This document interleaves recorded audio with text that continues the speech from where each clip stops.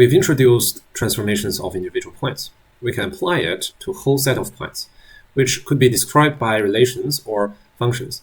A set of points on the coordinate plane could be described by P, where y is a function of x. Now, in particular, f could be a function, or it may be a non-functional relation. That's fine. Just like in the circle. Obviously, that's not a function.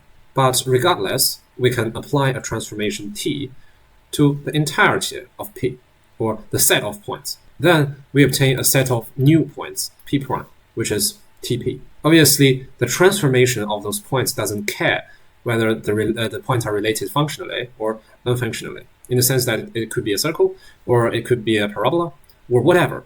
But T will simply transform the points.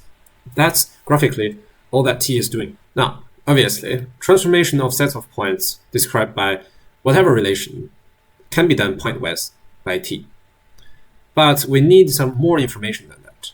Importantly, suppose we actually have a rule, a known one, describing the set of points, and say that rule is y equals to fx. Then the question is, what is the rule describing the set of points P prime? If we let P prime to be x prime, y prime, where the new x prime and y prime are related by this new function g, how can we find g in x? We will approach the transformation of functions via transformation of points. This approach may seem slightly long-winded initially if you've done transformations before, but it makes many things very, very clear, such as why vertical dilation you simply multiply by the factor, but in a horizontal dilation you actually divide by the factor. Suppose the original rule is y equals to fx, then we must express x and y in terms of x prime, y prime, because we only have the original rule, so we need the original rule to obtain the new rule. In particular, if the points are related, like so, by the transformation T, then in order to obtain x and y in terms of x prime and y prime, we need to take the inverse of the transformation. As such, we get xy is nothing but T inverse of x prime y prime. Now, this allows us to substitute x prime, y prime into the original rule. So we get some new rule, y prime equal to g x prime. Of course, the y prime and x prime are related by the inverse transformation. So that's why we looked at point transformations. It actually relates a lot to the transformation of functions. And you can think of the new rule as the rule in the transform coordinate system. Now, let's begin examining the different types of transformations we can do to functions. The first one is translations.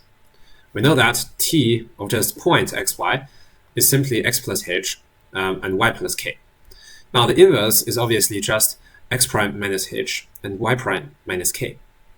If we substitute, therefore, these x prime and y prime, which actually equal to x and y, and we get y prime minus k is equal to fx prime minus h.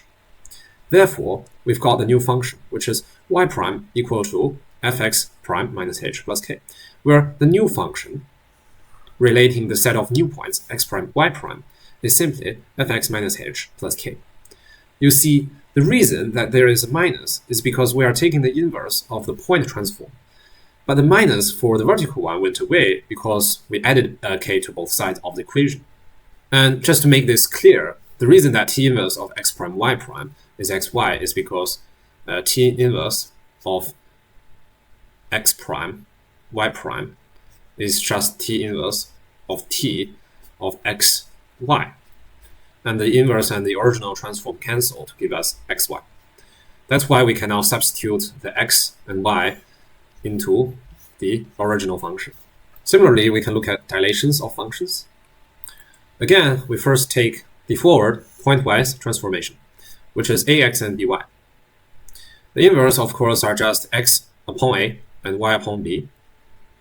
Now, these are nothing but the original x and y, and we can substitute it into the function. So we get y prime upon b is equal to f of x prime upon a. Now multiply both sides by b, we get that this is our new function. And indeed, the horizontal dilation in the function is 1 upon a, whereas in the vertical direction, it's just b. We've done an inverse in order to get the 1 upon a, and also for the 1 upon b, but the b is multiplied to both sides. That's why in the rule, it's still just a b. We can similarly take reflections, and that's really just reflection in the vertical axis. We switch the x-coordinate to minus x. And if we want to reflect in the x-axis, then we switch the y-coordinate to minus y. Now that we've derived the functional form of translation, dilation, and reflection quite carefully and in very much detail, you should therefore remember these three identities. You should be able to use them quite fluently.